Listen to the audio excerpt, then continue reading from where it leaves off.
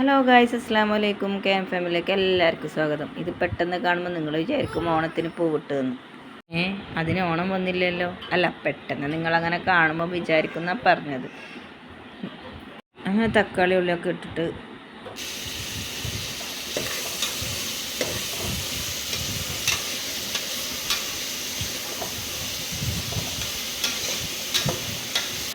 കുക്കറിൽ നല്ലോണം വാട്ടിയെടുക്കുന്നുണ്ട് കേട്ടോ. കാണുമ്പോൾ തന്നെ നല്ലൊരു ഭംഗിയുണ്ട്. അവളോട് ചോദിച്ചു എന്താടി സ്പെഷ്യൽ എന്ന്. അപ്പോൾ അവൾ പറയാം അതൊക്കെ സർപ്രൈസാണ്, നിങ്ങൾ കഴിച്ചാൽ മതിയെന്ന്. അപ്പോൾ ഞങ്ങൾ വിചാരിച്ചു എന്നാൽ ഓക്കെ, അങ്ങനെയാണെങ്കിൽ ആയിക്കോട്ടെ എന്ന് വിചാരിച്ചു. അങ്ങനെ അവൾ നെയ്ച്ചോറ്റിൻ്റെ അരി ഇട്ടു. നെയ്ച്ചോറ്റിൻ്റെ ഒരു കുറച്ച് ആൾക്കാർ താമസിക്കുന്നുണ്ട്. എന്താ അറിയില്ല, അരി വാങ്ങി 2 ദിവസത്തിനുള്ളിൽ കുത്തം കയറും. അപ്പം ഇത് കയറാതിരിക്കാനുള്ള എന്തെങ്കിലും ഓപ്ഷൻ നിങ്ങൾക്കാർക്കെങ്കിലും അറിയെങ്കിൽ ഒന്ന് കമൻറ്റിലിടണേ. അങ്ങനെ അവൾ നെയ്ച്ചോറ്റിൻ്റെ അരിയൊക്കെ നന്നായി ചേറി വൃത്തിയാക്കി കഴുകി എടുത്തിട്ട് മാറ്റി വെച്ചിട്ടുണ്ട്.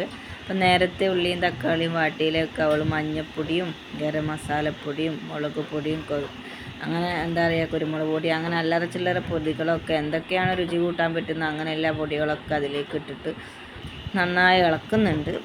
എന്നിട്ട് ഞാൻ അവളോട് കുറച്ച് കുശലങ്ങളൊക്കെ ചോദിച്ചു, നീ ഇത് എവിടെയെങ്കിലും കണ്ടിട്ടുണ്ടാക്കുകയാണോ, അല്ല ഏതെങ്കിലും വീഡിയോ കണ്ടിട്ടുണ്ടാക്കുകയാണോ ഒക്കെ. അപ്പോൾ പറഞ്ഞാൽ ഒന്നല്ല, ഇത് എനിക്ക് തോന്നിയിട്ട് ഞാൻ ഉണ്ടാക്കിയാണ്. അപ്പോൾ ആയിക്കോട്ടെ. അങ്ങനെ അതിൻ്റെ ഇടയ്ക്ക് ഉമ്മ വന്നിട്ട് എന്തൊക്കെയോ പറയുന്നുണ്ട്, അവളോട് ചോദിക്കുന്നുണ്ട്. അതിനൊന്നും അവൾ മറുപടി പറയുന്നില്ല. അങ്ങനെ അവൾ കുക്കറിൻ്റെ മൂടി എടുത്തിട്ട് ഇടാൻ വേണ്ടി പോകുമ്പോൾ ഞാൻ പറഞ്ഞേടി അങ്ങനെയല്ല കുക്കറിൻ്റെ മൂടി ഇടേണ്ടത്. പിന്നെ കുറേ കൈ കൊണ്ടും കാലോണ്ടൊക്കെ കുറേ കോഷ്ടിയൊക്കെ കാണിക്കുന്നുണ്ട്. അപ്പോൾ പിന്നീട് അവൾ വീണ്ടും മൂടി എടുത്തിട്ട് മിണ്ടാതെ നിൽക്ക്, ഞാനല്ലേ ഉണ്ടാക്കണ് അതിലൊരു ഭാവം. ആയിക്കോട്ടെപ്പ. അപ്പം നല്ല മണമൊക്കെ വരുന്നുണ്ട്. നിങ്ങൾക്ക് മണം അടിക്കില്ല കേട്ടോ, എനിക്ക് അടിക്കുള്ളൂ.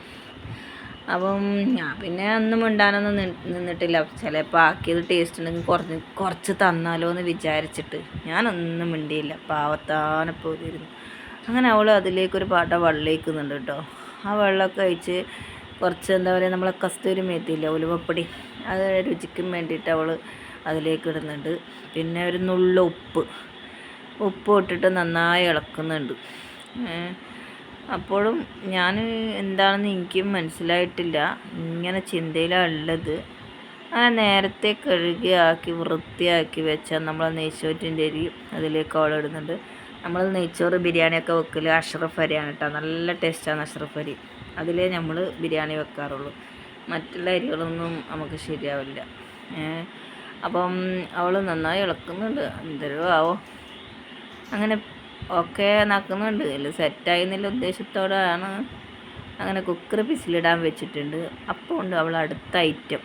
അയവ നല്ല പാങ്ങിൽ പൗഡറും കൽമശമൊക്കെ ഇട്ട് കൊടുത്തണക്കുണ്ട്. കോഴിയൊക്കെ അവൾ നേരത്തെ കഴുകി വൃത്തിയാക്കി നമ്മളെ വീട്ടിലെ മസാല തന്നെ കേട്ടോ. പീടിയിൽ നിന്ന് വേറെ മസാലപ്പൊടികളൊന്നും നമ്മൾ വാങ്ങാറില്ല. കുറച്ച് കളർ ചേർക്കാറുണ്ട്. പിന്നെ കോൺഫ്ലവർ, അതുപോലെ തന്നെ വിനാഗിരി, പിന്നെ മുളക്, ഉപ്പ് അതൊക്കെ ചേർത്തവൾ കുറച്ച് സമയം ഫ്രിഡ്ജിലൊക്കെ വെച്ചിട്ടുണ്ട്. പിന്നെ എന്താ പറയുക, പിന്നെ ഒരബദ്ധം പറ്റിപ്പോയി. പിന്നീട് വീഡിയോ എടുക്കുമ്പോൾ തല തിരിഞ്ഞു പോയിട്ട്. അപ്പോൾ എല്ലാവരും ഒന്ന് തിരിച്ചു പിടിച്ചാൽ മതി ഈ വീഡിയോ കാണുന്നവരെയൊക്കെ. അപ്പോൾ കോഴി പൊരിക്കുമ്പം എന്തായാലും നമ്മൾ ആരും അടുക്കളയിൽ കയറ്റൂല കേട്ടോ. അതൊരു പ്രത്യേക ഒരു സ്വഭാവമാണ്. കാരണം എന്ന് വെച്ച് കഴിഞ്ഞാൽ കോഴിക്കൂട്ടിൽ കുറുക്കൻ്റെ കണ്ണ് എന്ന് പറഞ്ഞ കണക്കെ ഞാൻ എപ്പോഴും കോഴി പൊരിക്കുമ്പോൾ എന്തായാലും അവിടെ ഉണ്ടാവും. പക്ഷെ എന്നെ അവൾ കയറ്റിയില്ല ഗായ്സ്, എന്ത് ചെയ്യാനാ.